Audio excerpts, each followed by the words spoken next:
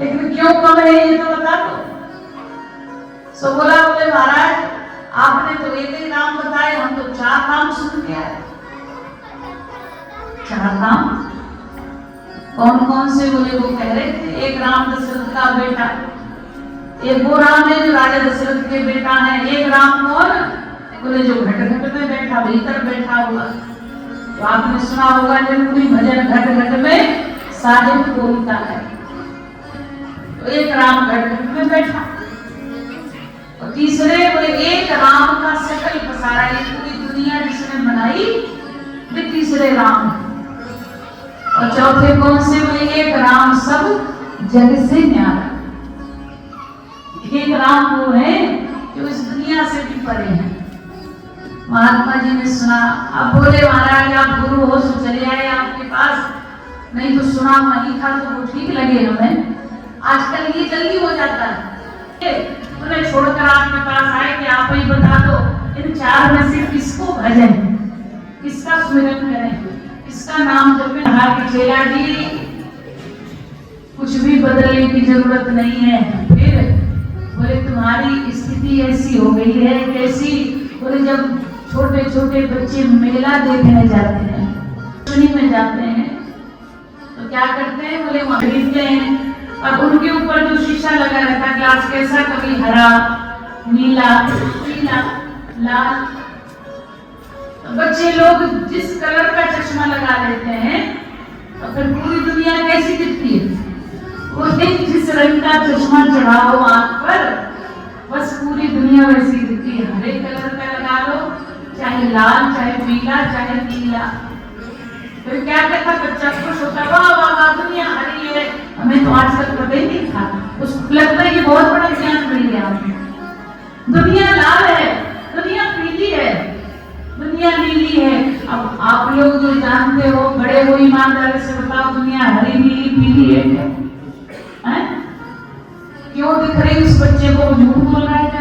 नहीं, लेकिन दिक्कत क्या है? बोले उसने जिस रंग का चश्मा लगाया है दुनिया वैसी ही दिख रही है।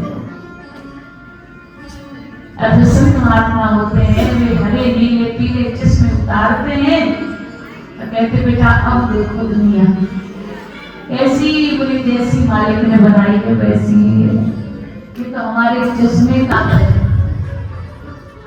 और महात्मा जी ने कहा कि अपनी भाषा को अगर बदल लोगे और अपनी आंख से ये हरे नीले पीले का चश्मा हटा दोगे तो तुम्हें दुनिया दिखाई दे जाएगी, राम दिखाई दे जाएगा।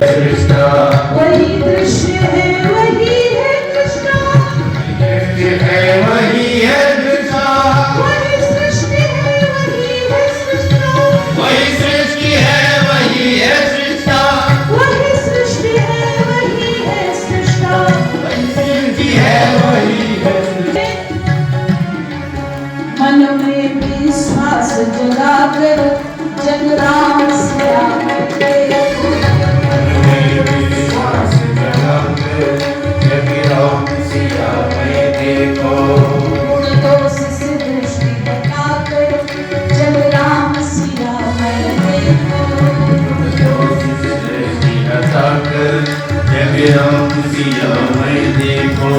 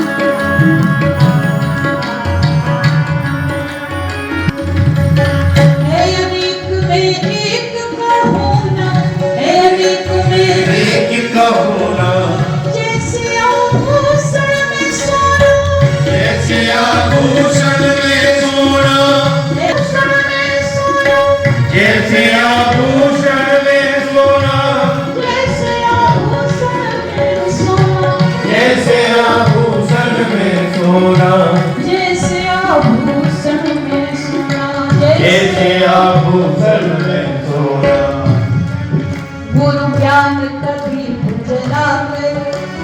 राम सिया मैं देखो। गुरु ज्ञान करी जगा कर जग राम सिया मैं देखो। मन में विश्वास जगा जग राम सिया मैं देखो।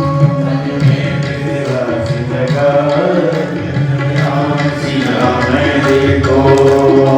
जन राम मैं सब जग जाने। सिया राम मैं सब जग जानी। जन राजेश जो बनवानी। राजेश के जो बनवानी। सिया राम मैं सब जग जाने। सिया राम मैं सब जग जानी। सिया राम मैं सब जग जाने। सिया राम मैं सब जग जानी। सिया राम मैं सब जग जानी। सिया राम मैं सब जग जानी। इसीलिए हाँ इसीलिए तुलसी की बानी गाकर तुलसी की बानी गाकर जग राम सिया मैं देखो। तुलसी की बानी गाकर जग राम सिया मैं देखो। गुण दोष से दृष्टि हटाकर जग राम सिया मैं देखो। गुण दोष से दृष्टि हटाकर जग राम सिया मैं देखो। जग राम सिया मैं देखो। जग राम सिया मैं देखो। जग राम सिया मैं देखो। जग राम सिया मैं देखो।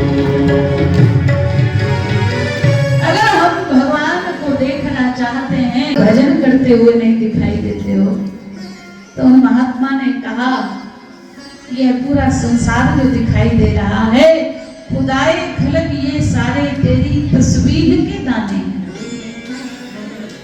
यह पूरा संसार ही परमात्मा का रूप है। खुदाए खलक ये सारे तेरी तस्वीर के दाने हैं।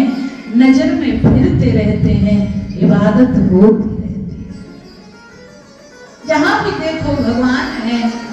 देखने का ढंग है। कोई कहे कि मंदिर तक मिलेगा, कोई कहे कि मंदिर के बाहर मिलेगा।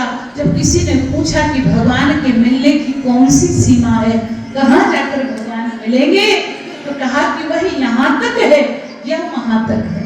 कोई सीमा बता दो, वहीं जाकर भगवान को खोज ले कि वह यहाँ तक है या वहां तक है। दूसरे ने कहा कि असर उसका वहां तक है, नजर जिसकी जहां तक है। जहां तक देख पा रहे हो वहां तक भगवान है। जन जन में, कण कण में, पेड़ में, पौधे में, जल में, धरती पर, मनुष्यों में, पशुओं में, जहां देखो। नामदेव जी उस स्थिति में थे कि कुत्ता रोटी लेकर के भाग गया, तो पीछे पीछे बाटकी लेकर के गए। अरे महाराज क्या रूखी रोटी खाओगे? थोड़ा घी लगवा लो रोटी में, फिर पाना। जपो राम जपो बावरे, ओ सने अचूक पायो, भलो लागो तावरे। ये अवसर मिला है, मनुष्य बने हम लोग, राम राम बोल पा रहे हैं। आप देखो मैंने जो चर्चा कही कि ये राम नाम इतना कठिन है कि बार बार कहलाने के बाद भी अंत समय में आता नहीं। कंठ अवरुद्ध हो जाता है, कफ फंस जाता, गला गड़गड़ाने लगता है, और उस समय हम लोग कान में जाकर बोलते जिन्हें होश ही नहीं है, आंसू बह गए, ऑक्सीजन लगी, वेंटिलेटर पे डले, फिर गए बाबा दादा बोलो राम, मुझे सुनाई नहीं दे रहा। और अगर उस समय तक भी नहीं चेत पाए तो फिर मनुष्य होने का लाभ क्या? मुझे एक विरोध की बात स्मरण में आ गई। एक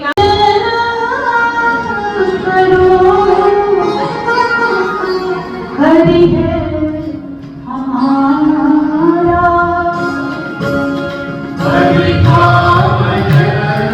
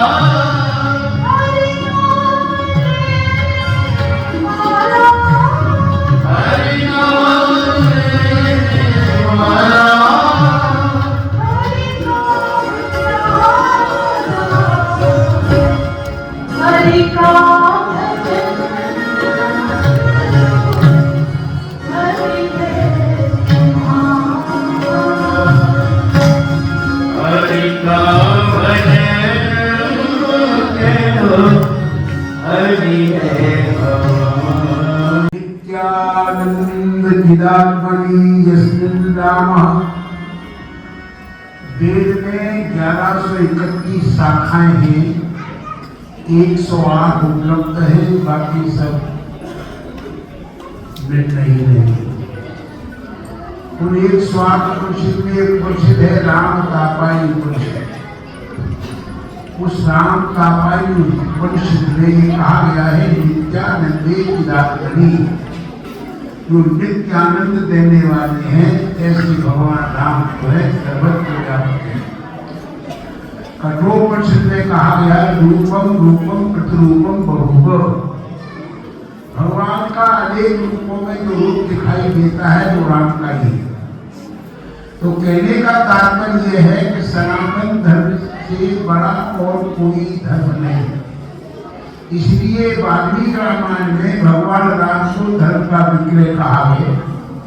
मारीच ने कहा है रावण से, राम वो विग्रहवान धर्म, भगवान साक्षात सनातन धर्म के विग्रह हैं।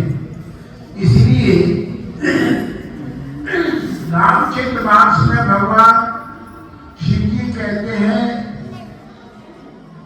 देवताओं के समक्ष, ब्रह्मा जी के समक्ष कहते हैं हरि व्यापक सर्वत्र समान प्रेम प्रगट होइने जान।